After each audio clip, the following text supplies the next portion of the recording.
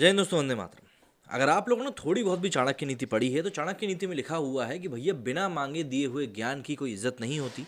इसलिए जहां पर आपसे बोलने को ना कहा जाए वहां जबरदस्ती ज्ञान ना दें, वरना आपको कोई भाव भी नहीं देगा और लोग बोलेंगे साला फटे में टांग जरूर अड़ाता है। अब आप बोलोगे कि भैया इतना पुराना ज्ञान बांचने की आज क्या ज़रूरत पड़ गई। तो देखिए, मुद्दा है यहाँ पर यूक्रेन और रशिया के बीच में जो युद्ध चल रहा है, हालांकि अब तो सीज फायर हो गया है, उसके बारे में। क्योंकि देखिए, जब से युद्ध शुरू हुआ है तब से आप मानो या ना मानो, हमारे देश के लोग ये चीज़ माने या ना माने, लिबरल लोग, कि भारत वैश्विक पटल पर क्या ही इमेज रखता है। तो भैया अगर आप ध्यान दें कि जब से लड़ाई शुरू हुई तब से जितनी भी महाशक्तियाँ, चाहे वो फ्रांस हो, अमेरिका हो, जितने भी बड़े देश हैं, सब कहीं ना कहीं इस समय भारत की तरफ ही देख रहे थे कि भाई भारत बात करे। अब भारत ने ऐसा क्या कर दिया भैया जो भारत बात करे? तो देखिए, अब जो चीज़ें हो रही हैं ना, अब जो समीकरण निकल कर सामने आ रहे हैं, उसी से समझ में आएगा कि भारत की इस समय वैश्विक मंच के ऊपर क्या कंडीशन हो चुकी है कि हर एक देश इस समय उसकी तरफ देख रहा था कि भाई भारत ही कोई रास्ता निकाल सकता है।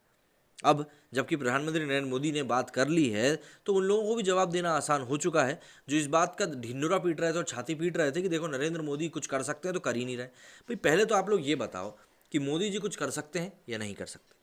एक तरफ आप कहते हो कि मोदी जी किसी काम के नहीं, कुछ कर नहीं सकते, our PM is weak PM, यही ट्विटर पर हैशटैग ट्रेंड कराया था ना। वहीं दूसरी तरफ आप ये कह रहे हो कि नहीं, हमारे मोदी जी बात क्यों नहीं कर रहे हैं। मतलब या तो आप एक तरफ की बात कर लो या फिर आप दोनों नाव में अगर आगे बढ़ोगे तो कहीं ना कहीं आप गिर जाओगे। अब जैसे ही भारत के लोगों को वहाँ से निकालने के लिए सेफ पैसेज के ऊपर एक बात कंप्लीट हो गई, सेफ पैसेज दिया जाएगा, वहाँ सीज फायर की बात हुई। उसके बाद नरेंद्र मोदी ने जाकर दोनों ही देशों के राजनेताओं से बात करी कि भैया आखिर क्या कुछ किया जा सकता है और बातचीत से हल निकाले, लड़ाई का कोई मसला है नहीं। तो अब क्या लिबरल यहाँ पर आकर भारत के प्रधानमंत्री नरेंद्र मोदी की तारीफ करेंगे? बिल्कुल नहीं करेंगे, क्योंकि इससे उनके एजेंडे को कहीं से कहीं तक भी फायदा नहीं पहुंचेगा। तो बस अब क्या कर सकते हैं, बेचारे सोच रहे होंगे कि अब क्या नया पैतरा अपना है। प्रधानमंत्री नरेंद्र मोदी ने रूसी राष्ट्रपति व्लादिमीर पुतिन से करीब 50 मिनट तक बात करी। उन्होंने सबसे ज़्यादा जोर इस बात पर दिया कि वॉर जोन से भारतीयों को सुरक्षित तरीके से निकलने दिया जाए। उन्होंने रूस और यूक्रेन के बीच चल रही वार्ता की भी सराहना की। पीएम मोदी ने रूस की तरफ से सीजफायर का ऐलान किए जाने और ह्यूमैनिटेरियन कॉरिडोर बनाए जाने की भी तारीफ करी। इससे पहले पीएम मोदी ने यूक्रेनी राष्ट्रपति व्लादिमीर जेलेंस्की से भी करीब 35 मिनट तक बात करी थी। दोनों नेताओं ने यूक्रेन के मौजूदा हालात पर चर्चा करी। पीएम मोदी ने रूस और यूक्रेन के बीच लगातार बातचीत की कोशिशों की भी सराहना करी है।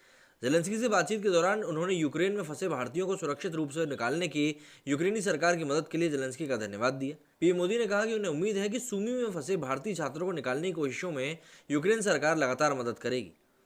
प्रधानमंत्री नरेंद्र मोदी ने 24 फरवरी की रात को रूस के राष्ट्रपति व्लादिमीर पुतिन से फोन पर बात की थी। तब रूस ने यूएन सिक्योरिटी काउंसिल की मीटिंग में भारत से समर्थन मांगा था। दोनों नेताओं की दूसरी बार बात 2 मार्च को हुई। इसमें युद्ध के बीच फंसे भारतीयों को सुरक्षित तरीके से निकालने पर चर्चा हुई थी।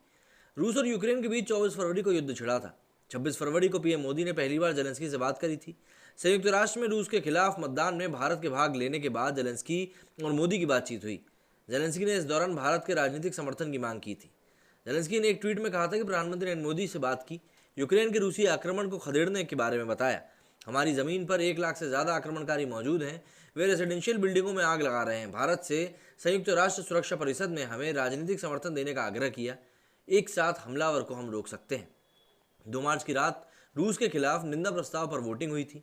प्रस्ताव के पक्ष में 141 जबकि विरोध में 5 वोट पड़े थे। भारत समेत 35 देशों ने वोटिंग में हिस्सा नहीं लिया था।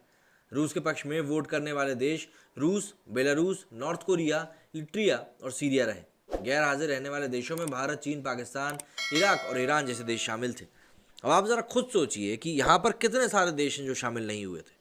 पाकिस्तान से जब बोला गया था कि भैया तुम भी जरा रूस के खिलाफ आगे कुछ बोल दो, तो पाकिस्तान ने साफ बोल दिया था कि जब तुम भारत को नहीं बोल पा रहे हो ये चीज़ करने के लिए, तो आप हमसे क्यों बोल रहे हो। भाई पाकिस्तान तो वैसे भी वही करेगा ना जो बड़ा भाई कर रहा है। जब बड़ा भाई नहीं कर रहा तो पाकिस्तान कैसे कर देगा। और भारत का अब स्टैंड देखिए, क्योंकि अगर भारत अपने स्टैंड से अडिग रहता है, अपने स्टैंड पर खड़ा रहता है, मौजूद रहता है, तो कहीं ना कहीं अमेरिका को भी सख्त संदेश जाएगा कि आने वाले समय में हम भारत के ऊपर दबाव नहीं बना सकते। लेकिन ये सब चीज़ें हमारे देश के लिबरल्स को दिखाई नहीं देंगी, क्योंकि वो तो आंखों के ऊपर पता नहीं कौन सी पट्टी बांध के बैठे हुए हैं जो इतने फिल्टर तरीके से चीज़ें उन तक पहुँचाती है। मेरे स्टूडियो में फिलहाल इतना ही। जय हिंद, जय भारत।